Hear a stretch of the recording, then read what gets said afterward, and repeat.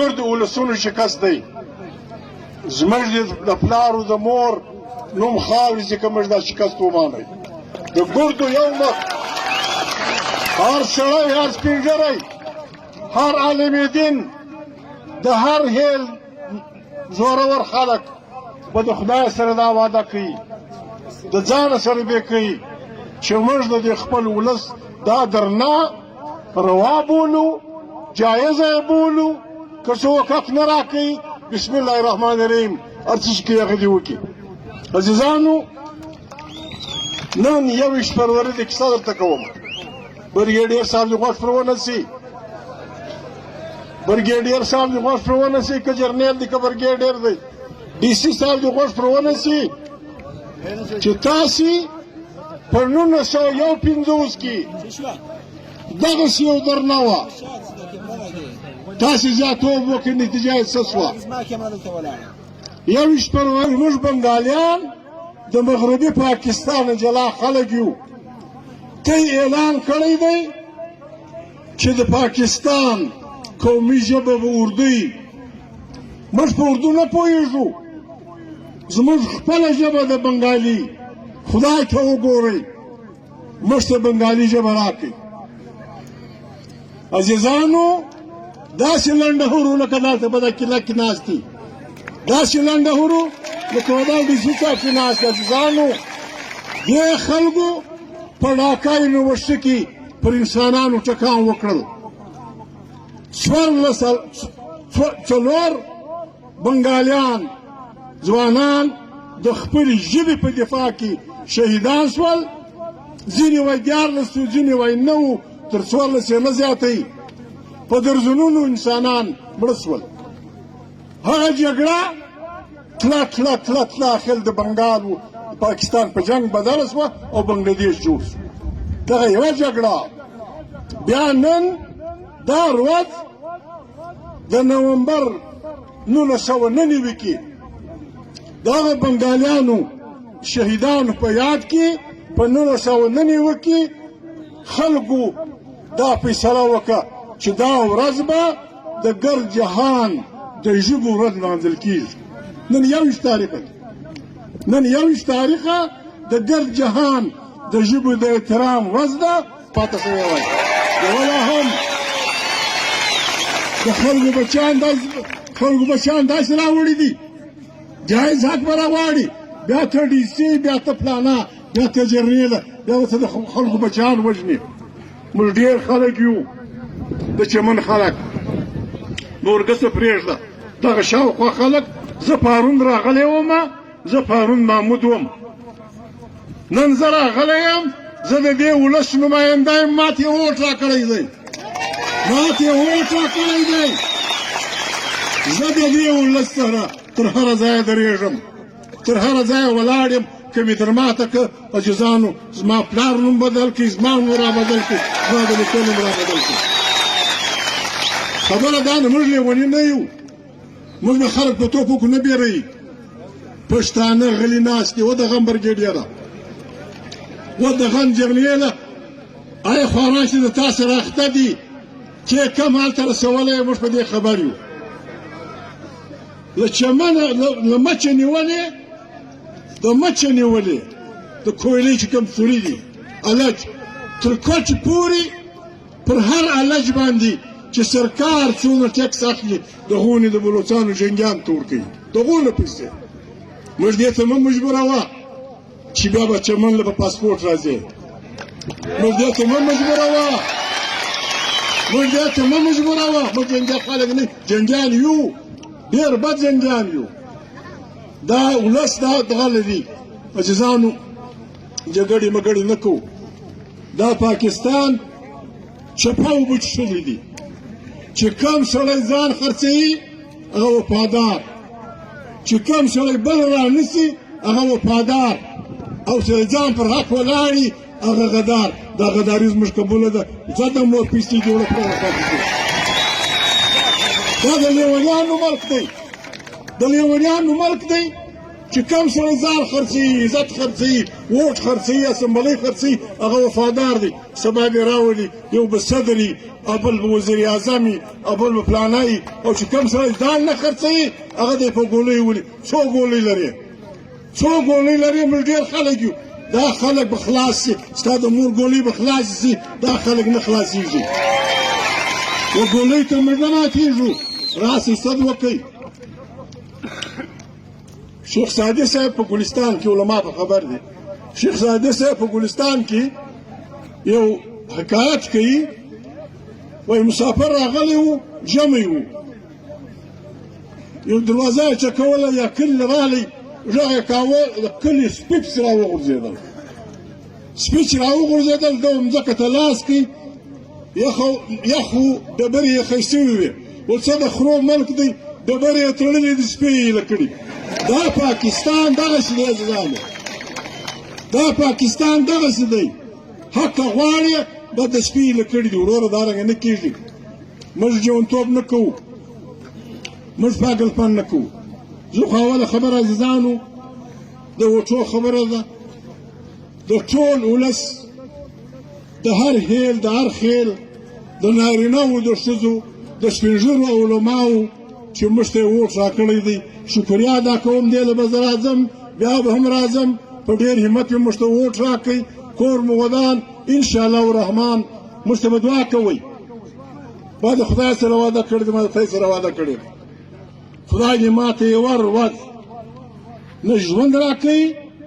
نه دې خدای د ما سره ښه کوي که ما د کام تر سر د یوه د سپي د زوی سره م سودا وه د یو سیمې خپله بس عزیزانو چمن ولس په دې معنا ضلع کلا عبدالله په دې معنا ضلع پښین په ډېر اخلاص پښتونخوا مليون پارټۍ ته نورو پارټیانو ته ووټونه واچول زه ترخې خبرې نه کوم دا پښتو وطن دی ګیله به سره کوو ولس ووټ وکړئ موږ ګردو وکړئ له سهاره تر ماښامه د ولس د ووټ په ورځ چې پلاخ هم ایله ده بده خبر هم ایله یو زیاتوب کول هم ایله چې ماښام ووټونه وسو چې ماښام ووټونه وسو تا وګټله که ما وګټله بیا د هغې بعد ټوپک رااخیستل ډنډې رااخیستل په دفترونو ننوتل بیا ټاپې وهل عزیزانو دا په پښتو وطن کې زیاتوب دی دا په پښتو وطن کې زیاتوب دی هر چا خپل وس وکړي ووټونه یې واچول د ووټو نتیجه راووته رښتیا خبره دا ده چمن هم پښتونخوا مليون پارټۍ ګټلی و ګلستان هم پښتونخوا مليون پارټۍ ګټلی و د پښین دوه سیټان یې ګټلي وو کام یو اتفاق کړی و موږ به د کام یو اتفاق جوړاوه دا د ټوپک لوږه بیا نوې شروع سوې ده دا شیندل وږه نه ده دا د تورې ناروا لوږه زه دغه درسره ملګری ار او پلانا بیا ته دغه خلاصې بیا ته ټاپې وهې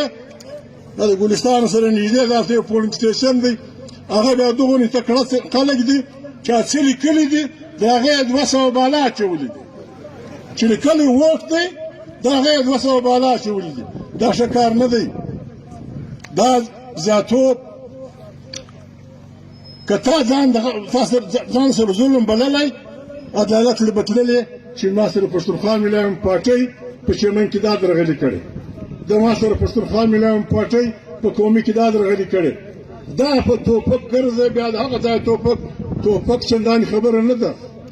ټوپک دلته موږ سره خلاص کړو څه ګټه مو وکړه څه ګټه مو وکړه د ټوپک په زور د ډنډې په زور وطن منبر یې زنده باد تا خو د خپل کار کړی دی هغه ویل شاترین یې د خاصیت تر پلو ګوري شاترین یې د خاصیت تر پلو ګوري د کرم وار دي تیر شو اوس د یارو وار ته ګوري عزیزانو موږ لیوني نه یو موږ دا کیسونه کوو پر مخ ځو دا قومي اسمبلۍ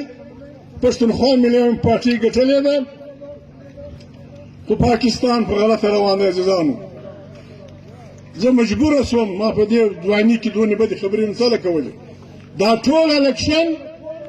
جرنیلان په لاس کې واخیستی په کروڑاو نه په عرباو روپۍ د دې صوبې سه په عرباو روپۍ یوړې اوس نو چې تا پلانۍ راوستلی یو ارب روپۍ د تا ته درکړي، یو ارب روپۍ یو بل فلاني ته ورکړي. د نوم یې زه نه اخلم، بده خبره ده.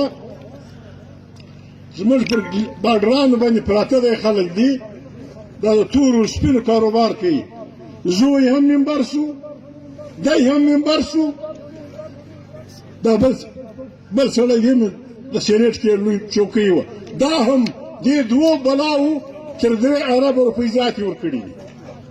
اوس چې په 3 اربه روپۍ یو سړی ته راولې بیا منبر کې، دا به دا 3 اربه روپۍ د پاکستان د کلمو سره راکاږي. وروره ملا به تړو، همت به کوو، پر پاکستان باندې د لنډهورو، سمګلرانو، ډاکوانو، غلو او رشوتخورو باشي را روانه ده. موږ غربایل حدیث ورته ولاړ یو، داسې به ورته درېږو. ما ته اکبر رابخښئ، که ما یو سړی پرېښودو، ما وایي اوس ورته مې رښتیا خبره نه وکړه او ستی د ګرد ولس نمایندګي ما نه وکړه، ما په دغه چوک په ګولۍ ووایي کوژه کیسه مې شوه. بده ورځ عزیزان راغلي دي، تنظیم به کوو، تنظیم به کوو. رسول الله مبارک باندې دوی کشنی لښکر سره جوړ کړي، ګرد عرب پر راورمېدل. بله لار د دوی غریبانو نه وه، پر مدینه شریفه باندې که تاسې حج له تللي یاست، پر مدینه شریفه یې لو کنده را وګرځوله چې د خلکو اسان روان نه وړي. موږ لږ یو چې په پښو کې مې یونسي. ما پوښتنه وکړه، سړي دغه په لاس نه رالی چې څو میاشتې هغه د خندق جنګ روان و. رسول الله په خپله د لوږې په ځان پورې 2 ډبرې تړلې وې. ځوانان بچیان هم وو، دا هم شته. ځینې دغه لیکلي دي چې د کارګرو خلکو ته به په ښه اواز کې، لکه دا ستۍ شاعرانو چې به ځینې ویلې، په ښه اواز کې به په خپله رسول الله مبارک ورته ویلې چې ښې د خوند لنډۍ ورته وایه. دا تکلیفونه راځي، دا تکلیفونه به وي. موږ د درنې خبره دا ده، دا نږدې چې زموږ تار دی، یو ډیورنډ لاین دی، دوی هم اوري. یو ډیورنډ لاین دی، د هغه خټکي معلوم دی، هلته یې خټکی دی، هلته یې خټکی دی، هلته یې خټکی دی، هلته یې خټکی دی. په دې نه موږ کار لرلی سو، نه موږ درلولی دی. دا موږ چې په دغه کې بند کړو، په قفس کې. نن 21مه صدۍ د عزیزانو، په 21مه صدۍ کې د لوړ قطب کینیډا سره د ځمکې یخ دی. دلته چې یخ سي، مختلف حیوانان پر ګرمو ملکو راځګلي، لیوان، پسونه، یږان، پیلان. د جهان قانون دا دی چې دا حیوانان راځي، د دې لار مه بندوئ. تا زه انسان یم، زه دا ډېره کاله یم، پر 2 ګامه زما ګیره ده. ته وادې له به په پاسپورټ ځې چې دا وایي د هغه هم ولکه د سړي زوی دی، چې دا مني یې دا هم ولکه د سړي زوی دی. عزیزانو، دا مبارزه اوږده ده، دا مبارزه اوږده ده. زه در سره یم وروره. که جنګ ورځې راغلی، کالي به داسې اغوندئ چې خړ رنګ یې پر دې وینو نه معلومېږي. داسې کالي به اغوندئ چې پر هغې د سپین کالي باندې شته وینه ښکاره شي، د خلکو غړي ویږي. د جنګ په ورځ به مولوي صاحب سپین کالي نه اغوندي، خړ کالي، سره کالي، شنه کالي. په ته موږ وژنو، ته موږ مړه که تا ته به سر در معلوم شي، تا ته به سر در معلوم شي. عزیزانو، پر کور به سړی راکوئ، پر کور. تار د کومه ځایه کاږئ، اول لاس به زه ورچوم، اول لاس به زه ورچوم، اول لاس به زه ورچوم. مړ مې دي پر کور سړی، خبرې به نه کوو. پر کور سړی شروع د اډې د کاله، اډې کولو دره بیخي لنډه ده. دا اول دغه ته زه راږدم، مړ مې دي مړ کړم، دا دې ښخ یو ځای پروا نه ده. خامخا به مني، همت وکړئ، ملا وتړئ. خواستې نه کوو، خواستې زارۍ نه کوو. دغه ټول علما کرام، حافظ صاحب محترم، د مولوي عبدالغني صاحب زوی، د ده، دا نور علما کرام، حافظ مطیع الله، دا ټول ګوندونه، دا ټول سیاسیان د ټول ډېر مشکور یو. د هغه 11 کسو ډېره شکریه ادا کوو چې په ګرد ولس وګرځېدل او 14 کروڑ روپۍ ټولې کړې. زموږ ولس د دغه درنې و همت ته دا کومک وکړ چې 14 کروڑ کلدارې یې ټولې کړې او بیا د تبلیغي جماعت د جامع مسجد څخه د ګردې علاقې د ماجتونو پتې واخیستل شوې او تقریبا هر ځای ګزارې قدر او غوټه ورسېد. پرلت وایي موږ قرضدار یو. پرلت قرضداره دی. څوک قرضداره دی؟ دلته ما ته دغه وویل، غوث الله راته وویل پرلت دوی قرضداره دی. وروره زه سپین ږیرګی هم یم، چاته خواست هم کولی شم، دغه حبیب الله دوی ته به خواست وکړم کاکا دا زموږ زامن دي، زموږ بچیان دي، دا 25 کروړه 25 لکه خو دستي ورکړئ چې دا 30 لکه پور په ادا کړي. یو 5 میاشتې بعد شپږ میاشتې بعد به بیا ګزاره وکړو 25 نورې پیدا لګیا یو وروره خپل حال به سره شریکوو. اوس مې دغه ته لاس عادي بادام در واخلول، ما ترخه بادام مې پکار ولدول د سترګې لږ خراب ولدول چوړه ګیداله نسې سمه چینګه نسه داسې یې منه چې دغه دې کړی عزیزه طالبه چینګه به یې نه سو.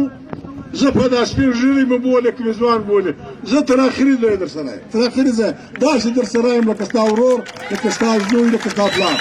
کوشش کوو پارلمنت اوس زه نماینده کړم، ولاړ به سو پارلمان له که چا پرېښود هلته به خپله ځانونه ورته وکړو، پر دوی زه ښه نه لګېږم. موږ نو بله خبره نه کوو. دا بریګیډیر ته زه وایم، بل ته زه وایم د پاکستان دلته مولوي صاحب اشاره وکړه، د پاکستان د چلولو لار په زور نه ده. پاکستان کې به آیین وي، د آیین بالادستي به وي، پارلیمنت به د ولس د ووټونو ترجمان وي، په پارلیمنت کې به داخله او خارجه پالیسیانې د ولس په خوښه جوړېږي. عزیزانو غوث الله به سبق ویلی، دا بل ملګري به ویلی، دا جماعت اسلامي والا هلک به ویلی ورته ته که آیین راوړه. په آیین کې د میونسپل کمیټۍ د سړي څه نیولې، د ډیپټي کمیشنر یې نیولې، بیا تر قومي اسمبلۍ تر وزیر اعظم پورې د ګردو آیین دا الفاخي چې زه پلانی دا لوز کوم، د دې آیین تابعداري به کوم، او که دې آیین باندې چا ګوته ووهله د هغه په مقابله کې به درېږم. د فوجي بریګیډیر صاحب ته پوښتنه وکړه، د فوجي حلف دا دی چې زه پلانی ولد پلانی سپاهي، پلانی ولد پلانی کپټن، پلانی ولد پلانی بریګیډیر د آیین منم، او د دې آیین په مخ کې دا وعده کوم چې زه به په سیاست ګوته نه وهم. دا د ده حلف دی، او د دی داسې د سیاست نه دی پر شا ځي، نه هغه نو بلا پر شا ځي، ټوپک ورسره دي چې د دا خره کښته نه سي، والله که یې سره کښېنم، والله که یې د سره ومنم، یا والله که دا پاکستان کې، یا والله که وشم. دلته ملګري وویل، کوم ملګري وویل پښتانه غلامان کوي، پهلوان پښتانه غلامان کوي. وروره زموږ دا اعلان دی، نور څه نشو کولی، نور څه نشو کولی. دا زموږ اعلان دی چې کوم پاکستان پښتون غلامول غواړي هغه ته موږ زنده‌باد نه وایو، هغه ته موږ زنده‌باد نه وایو. چې کوم پاکستان پښتون غلامه کول غواړي هغه ته موږ زنده‌باد نشو ویلی. هغه پاکستان چې پښتون، بلوچ، سندي، پنجابي ته خپل واک ورکوي، د ولس اختیار ورکوي، د ولس خپل حق ورکوي، د هر چا نعمتونه د هغو د بچیانو په خدمت کې دغه کوي. نن عزیزانو د دغه ورځ د ژبو ورځ ده، د ګرد جهان میټینګونه به وي، دلته علما ناست دي، قرآن کریم داسې واضح وایي، وایي ما هېڅ قام ته، هېڅ ولس ته، هېڅ علاقې ته یو هادي، یو پیغمبر، یو نبی، یو رسول نه دی لېږلی بې له د ده بېجدي بلسان قومه. خدای پاک د ولسونو د ژبې احترام کوي. پاکستان وایي ته به خامخا خپله ژبه نه وایه چې زه درته وایم هغه رنګه کوه. هغې نتیجه دا ده پر 80 کاله موږ په دې نه پوهېږو چې هم کڑا ہے کہ میں کڑا ہوں، ہمارا کڑا ہے تمہارا نہیں کڑا ہے. خوشي غلطې اردوګانې موږ وایو. عزیزانو پاکستان یو خوندور ملک دی. پاکستان کې پښتون، بلوچ، سندی، پنجابی دا په خپلو وطنونو اوسي. دا پرنټ چې کومه خبره کوي د بل چا په مخ یې نه ورسره خلاصو. جنرال فیض حمید ما په ژوند ولکه لیدلی، لیکن د پاکستان جرنیل دی، د پاکستان د آی اس آی مشر دی. هغه دې راولي دلته د هغه ووایي چې زه کابل له ولاړم د ما سره پلانی جرنیل را سره و د ما سره وزیر خارجه محمود قریشي را سره و د ما سره تجاران را سره و د ما سره کسټم والا پلانا را سره و ما ته څه وویل جنرال حمید ژوندی دی رایې ولئ هغه ورغی دا خبره یې وکړه دا غریبان چې نارې وایي چې پاسپورټ او تذکره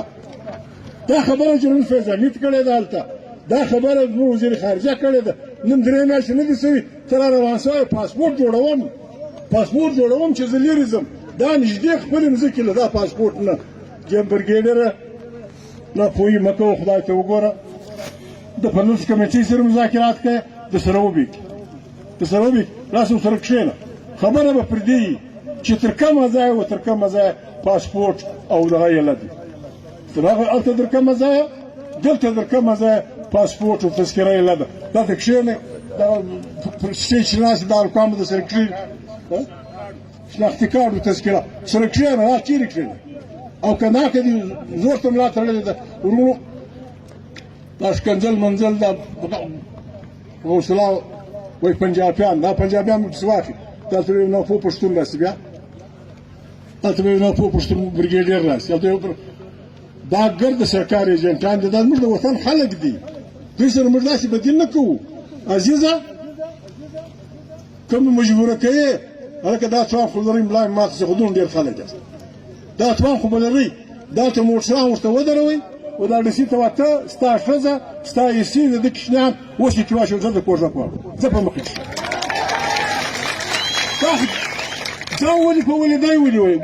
برګیډیر ته هغه دوکان هغه دغه ده هغه کلا یې ده دا کلا یې هم ډېر را اوږده کړې ده دا کلا که ته یې فیصله وکړه اوله خښته یې زه کاږم که ته یې فیصله وکړه اوله خښته یې زه کړم د دوانې کلا برګیډیر ته اوس برګیډیر صاحب موږ موټران درولي دي ستا ښځه زموږ خور ده ستا بچیان زموږ بچیان دي ستا لور زموږ لور ده تر دا ځای دې ورسولو د لوږې دې مړه کړو مهرباني وکړه دا موټر کې کښېنه دا ملیشیا په مخه شه دا پولیس والا خبره یوه تاڼه خلک د ښکنځل مه ورته کوئ اوس یې موټران ورته ودروئ وایي سیسو صاحب په عزت دې رسوم در کوژدک در چاپه که بیا راغلی وې بیا به دې په خدای قسم چې دا در رسونه کړي چې د کوم ځای پسې واخلئ د حکومت پسې واخلئ په مخه یې شه زه در سره یم جرګې وکړئ مجلسونه وکړئ چې ته یې جوړه کړله زه یې در ماته ولکه کړم زه ځم در کوشش کوم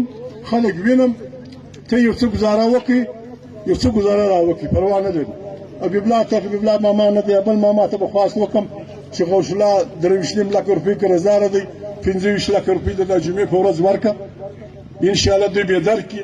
یو 2 جمعې به نور کښېنو میله به ګرمه کړو بیا کېدی شي زه به دغه لکه خیر وي انشاءالله او که داسې د پاسپورټ خبره وه که ته یې سرکار دا فیصله وکړه چې نه کوو که بې پاسپورټه دورې اوښته سم زه در سره ځم درې ځایه به سره ولاړ شم بې پاسپورټه به ولاړ شم هغه ما نه دی لیدلی یا به تخته پل ووینم یا به اوږدې څوکۍ ووینم یا به بیا که چا جیل یې ووالم بې پاسپورټه چې ولاړ شي 6 میاشتې جیل پروا نه دی ومې دي هغه به زه له کاږه یې نه غوښتله غړي به نه اچوئ ته یې ډېر همت کړی دی د شمن ګډ پښتون ولس ډېر همت کړی دی